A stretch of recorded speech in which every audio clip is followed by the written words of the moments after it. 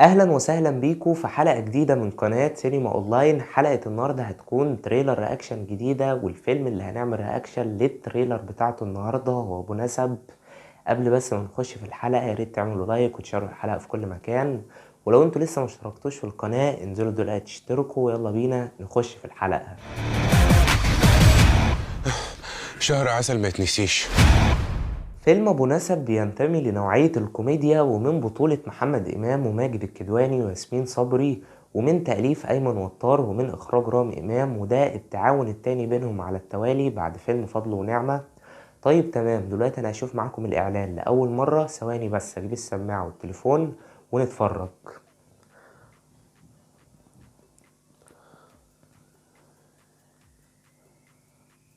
ها جاهزين؟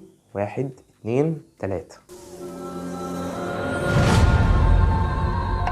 تتجوزيني يا داليا؟ بس قولي الأول، أنت بتحبني؟ انا بحبك قوي قوي يا دودي. أنا في حاجة عايزة أقولها لك. انت يا علي يا ابني نسبت اكبر واخطر امبراطوريه اجراميه في تاريخ البلد. مين ده؟ ده بابا بتاعي أنا. ابوكي ابوها داوود السنش. عطوة، هات الزنبوقة بقى علشان نحتفل بالعريس. زنبوقة ايه؟ اجري وراه.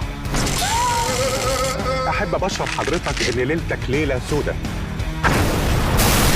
انت عارف انا سموني علي التلاتي ليه؟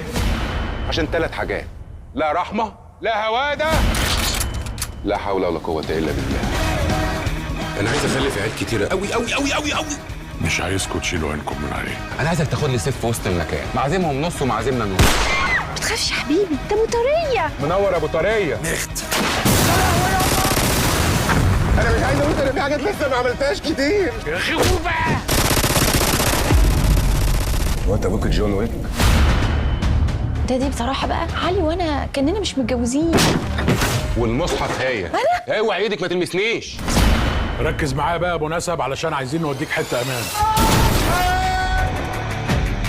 انت هتعمل انت هتعشره؟ طول ما الحمار ساكت العرباجي بيزود الحمولة. يعني إحنا عربجية؟ يعني انا اللي حمار يا طنط؟ بس انت تعالى معايا. حاضر يا معلم.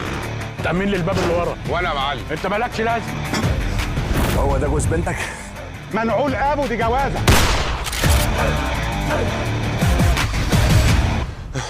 شهر عسل ما يتنسيش.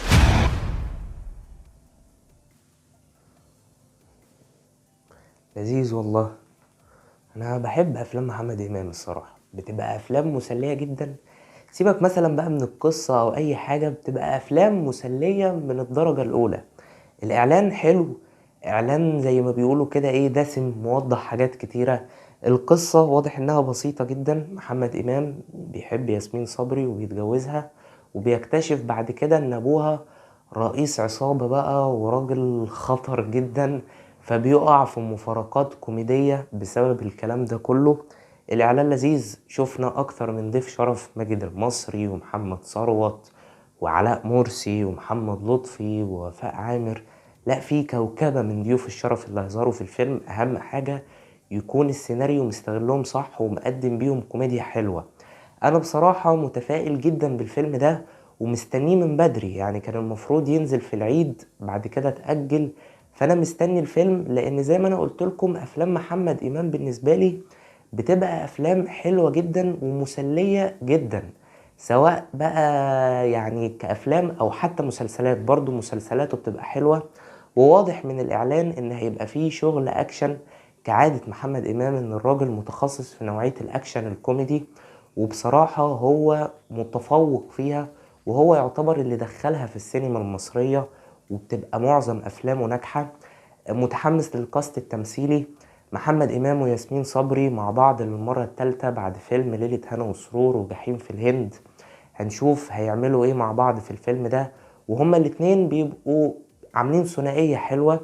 متحمس كمان لثنائيه محمد امام وماجد الكدواني، الاتنين اول مره يمثلوا مع بعض، فعايز اعرف ايه اللي هيحصل. وباين من الاعلان ان هيبقى فيه مشاكسات كوميدية كتيرة جدا ما بينهم.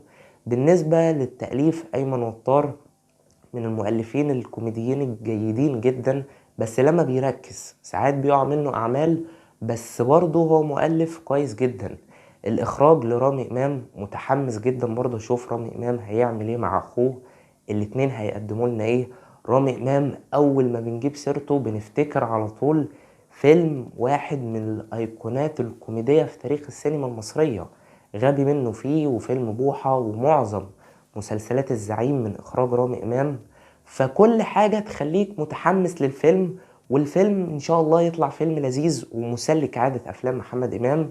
ان شاء الله الفيلم هينزل في دور العرض يوم الخميس الجاي، ونسبة ترقبي 8/10. عايز اعرف ايه رأيكم في الاعلان، وهل انتم متحمسين للفيلم ولا لا؟ اكتبولي تحت في التعليقات.